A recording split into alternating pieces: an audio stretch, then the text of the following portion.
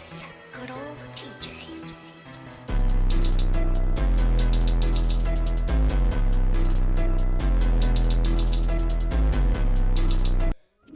Konnichiwa, Neil Scratch Point Back with another video. And today, guys, we're back on Takade Kun's channel. Like I say, first link you should buy down below for the original creator of this video, or called Takade Kun. This is called the Fate Lord, the Tale of Muramasa. I think that's how you say it, Muramasa. No, don't quote me. I think that's how you say it, Muramasa. I think this, if I recall correctly, I think this is one of the different variations of Shinryo's like character, like one of his paths he takes. I think it is. He has other ones as well. Like say, let me know in the comments down below, guys. What are the other versions called, and like any videos you can find like of the characters, like in full length, like good quality videos like we've been watching. Like, subscribe on the video. Like I say, share the video, share good stuff, comment, everything like that. In the bell notification, make sure you click all, so never have to make a future upload. All right, guys. So without further ado, let's get right into this. So play.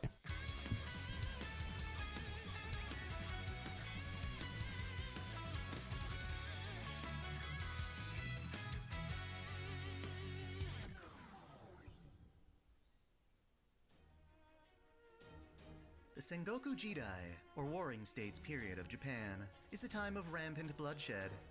Samurai warriors, generals, and shogun incessantly strive to establish power through relentless military strife. There is no peace. There is no solace. Instead, the landscape I like the music though. out with the screams of clashing swords. While the combatants steal the people's fear, I was like a basic look, but I like his look. cannot do so without the very blades they carry. It is shimmery. Thirsty Okay. weapons are the cursed swords of Senji Muramasa, Muramasa. the most iconic swordsmith in Japanese history. Born in the 15th century, Muramasa hones his craft as a student of Heianjo Nagayoshi, a swordsmith from Kyoto specializing in spears and engravings.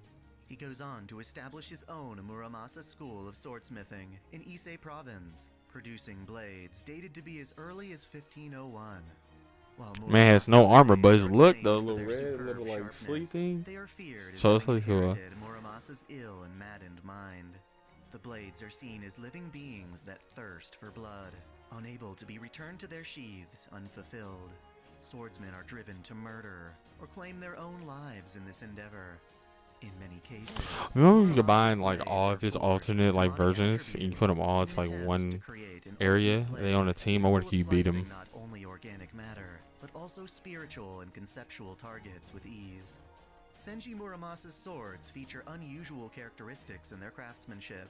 They are said to have Muramasa Ba, or Muramasa-like edges. Bye. During the hardening process, a visual effect is created on the blade, a pattern referred to as hamon. The pattern is the division between a katana's hardened section and its cutting edge. Muramasa's hamon are considered gunome midare, with random wave shapes and narrow valleys. Random These wave swords shapes. are also known for their nakago, a portion of the blade concealed by its handle. Muramasa's nakago appear to be shaped like fish bellies. While little is known about Senji Muramasa himself, it is safe to say that his swords represent his legacy beyond sheer mortality. Before his blades develop their wicked reputation, they are coveted on the battlefield for over 60 years, while the Sengoku period comes to an end, with Tokugawa Ieyasu ushering in the Edo. I wonder what Samurai, what erasure of the face here, what favor Muramasa line blades for their of pristine the sharpness, timeline is that Muramasa on. until they leave a trail of misfortune in their wake.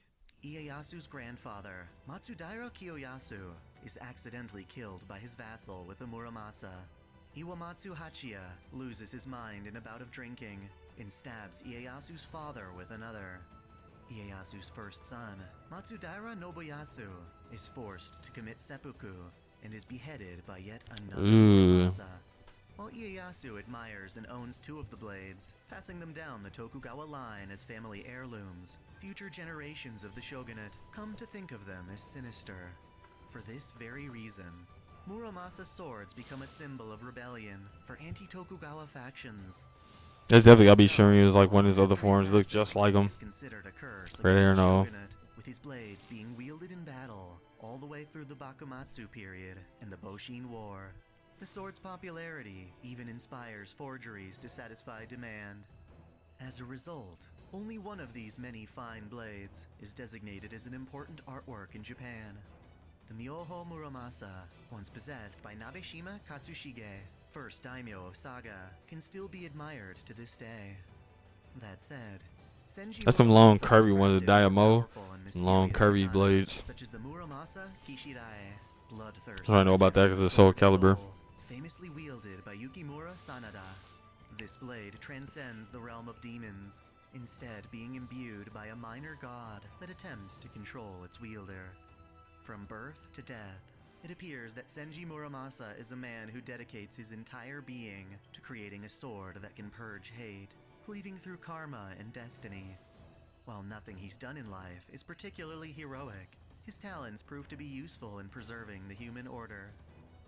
In the modern era, humanity struggles to preserve the human order by resolving anomalies across history. Such an anomaly occurs in a distorted version of Japan's Shimosa province. Amakusa Shiro Tokisada, a Japanese Christian tormented by having his fellow believers. Dang, you got the by Christian getting Tokugawa, tormented, man. That's maniacally seeks to bring hell down sheesh. upon the land. He gathers the many sacrifices of innocent people and heroic spirits alike in preparation for summoning Onreido Castle as a channel through which to conjure satanic hell. The planet's will to protect humanity, the counterforce, You hate to see it. summons Senji Muramasa Imagine. so that he may prevent the oncoming disaster. While presumably noble, this summoning is rather peculiar. Because Muramasa doesn't consider himself a hero, his saint graph is instead merged with a human body to manifest as a pseudo-servant. The mortal dragged in to serve as his vessel happens to be a young man named Shiro Emiya. Yep, there it is. Shiro Yep, so Emiya this is one of his serves as a alternates. hero Yep. with every fiber of his being. An orphan from a horrific fire in Fuyuki, Japan, Shiro follows in the footsteps of his mentor, Kiritsugu, in order to save lives across the world. His origin is sword, granting him a unique ability. Kiritsugu, that's the dude from the other Fate series. That's his mentor. So I think one of y'all told me that was his mentor, not his father. When y'all told me that. Of his heroic ideals, and pledges himself to the planet to gather greater strength. Shiro accomplishes this, naturally, with swords created from his conceptual workshop, a reality marble known as Unlimited Blade Works. Yet, with his own hands and his own swords, Shiro walks a path of unending bloodshed, tasked with killing the few to save the many. Despite being a savior, he does so standing atop a hill of corpses. In this regard, Shiro is the perfect heroic embodiment to merge with And that goes against his ideals. Well, if it's past other ideals. having shared similar lives and meeting similar ends. In fact, it is quite possible that Shiro is a distant descendant of Muramasa. Really? Summoned to Shimosa, Distant Muramasa questions exactly why he's relative. there. The counterforce called upon him, but for what purpose? While searching, he witnesses as the day's blue sky turns dark, unleashing violent warrior ghosts that attack and slaughter a field of farmers. Muramasa rushes in and A lot of rescues farmers, the only two man. survivors, It's always gotta be the a young farmers. girl named Onui and her infant brother Tasuke. Because their parents were killed in the attack, Muramasa decides to take the children in and act as their grandfather. Yes, while he sports a body in the prime of its youth, Senji Muramasa still thinks and speaks like an old man. He takes the children and makes home of an abandoned Oh, that's pretty good. using a That's pretty buried cool. field to protect his new hermitage. He's in a young body, but he has the mind of an old person. Pretty cool. Pretty cool. Dedicates himself to forging more blades, hoping Would you rather be like that or vice versa? Let me know in the comments down below. In the attempt, he forges a cursed blade known as the Myojingiri Muramasa, accidentally imbuing it with the conceptual realm of demons. It can cut most anything. That looks It has the freaking capacity sick. to inflict harm on its user. The image on the right looks sick, His greatest but that work blade made, looks sick. Deems it a failure. After about 2 months, the discarded sword finally finds its use. When Onui and Tasuke are on their way home, the sky grows dark once more. But this Oh, time you know the that dark order omen not coming. by Muramasa, but by Chaldea's master Ritsuka Fujimaru and the legendary swordswoman Miyamoto Musashi. Collectively, they are pursued. Damn, look at his by eyes. Ooh. Lancer Purgatorio, and wind up I was on his confronting him mind. just outside Muramasa's hermitage. Disturbed by the combat, Muramasa enters the fight to save Onui and Tasuke. In life, he was never credited for participating in battle, but as a servant, he gains the skills of a saber. using techniques meant for testing his blades. Yeah, it makes sense. He would be a saber because he only uses swords with this iteration, so that makes sense. That blows his opponent's upper body apart. To his surprise, Lancer Purgatorio completely regenerates. With limited options, Musashi finds the discarded Myojingiri Muramasa and borrows it, ignoring Muramasa's warnings. Taking the chance to duel Lancer Purgatorio in earnest, Musashi battles her immortal foe to the death, ultimately landing a killing blow with her new sword, which slices straight through Lancer's curse of annihilation. Straight through it like butter. And demonstrating her sword skills, Muramasa gifts the cursed sword to her and winds up assisting Ritsuka's party as a consult. He offers them food, shelter, and advice as they investigate the heroic spirit swordmasters. Or is this really how he looked back in the day, like the actual Muramasa guy? Like just shoulder like little thing, no armor for real, just like that? That'd be crazy. Muramasa joins Ritsuka's team in storming the castle, where Amakusa Shiro reveals his plan to bring the hell that was Shimabara to the entire world. As the party is surrounded by searing flames, Senji Muramasa realizes that he was summoned for this very moment. His purpose is to create swords, but he needn't remain at his hermitage to continue forging. Instead, he has the ultimate workshop with him at all times. Unlimited Blade Works. Emiya's Unlimited Blade Works.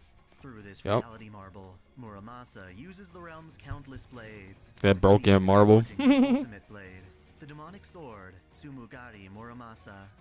It is a recreation of a famous sword in Japanese folklore, said to have been found during the Age of Gods. Ooh, look at that red and yellow sword, crispy. Ooh. I'm a sucker for red. I'm sorry, red and black. Sorry. Destiny and karma itself. His skills have reached the territory of gods. With the sword, he bisects the hell of Shimabara and Onreido Castle in a single slash, destroying Amakusa Shiro's ambitions. That said, there is a cost in using such a divine blade. Muramasa is no god, and using a god's sword causes him to perish. Even so, he is satisfied with his creation, and glad to know that his sacrifice will pave the way for Ritsuka and Musashi to finish off Amakusa Shiro and bring peace for Onui and Tasuke. Indeed, with the help of the counterforce and Caldea's efforts, Is that what we do it? Muramasa's lifelong dream is concluded. His That's loved good. ones are saved, and the human order is preserved once more. Thanks for watching. Yeah, man, that was pretty good right there. Fate lore, the tale of Muramasa. Like I said, I thought that was because previous before even watching like one of the videos I watched tonight on like I think it was an indie news channel. It was saying Muramasa and it showed him like in battle with the sword and everything like that. It was like one of the other like versions of Shinryu. I was like, yeah, okay, it did sound familiar. It was like another video I seen before that showed like all his forms and everything like that. And now it showed like all some of his alternate forms, or all his alternate forms. And that was one of them. So yeah, I thought I remembered that, and I thought I downloaded because I was like, I see like this is Shiryu's like it looked like it's another form of him or something like that, like it's a servant, and it was. So I've actually wanted to react to one of his alternate versions. I want to actually react to all his alternate versions and stuff like that because this actually looks pretty good. And I know it's pretty. I'm pretty sure on any news channel somewhere like that I can find Muramasa's abilities and no offense and everything like that. But let me know in the comments down below, guys. Let me know any links, anything like that, or any names, any other servers you guys want me to react to. Or anybody else's channel, like specifically, like you guys have been doing. Share video with sure cool stuff, like the video, so it can help the channel out a lot. And let me know you guys are enjoying these type of videos. Hit the button notification, make sure you click all so you know every time I can feature upload. Subscribe to the channel if you're new. INCOG, I'm out. I'm gonna start recording. Means I'm recording. I'm gonna start ending these videos for you guys. This is the last video I'm gonna do for tonight. So yeah, I'm gonna try to get these videos out for you guys for tomorrow and the rest of this week. So INCOG, I'm out. Peace.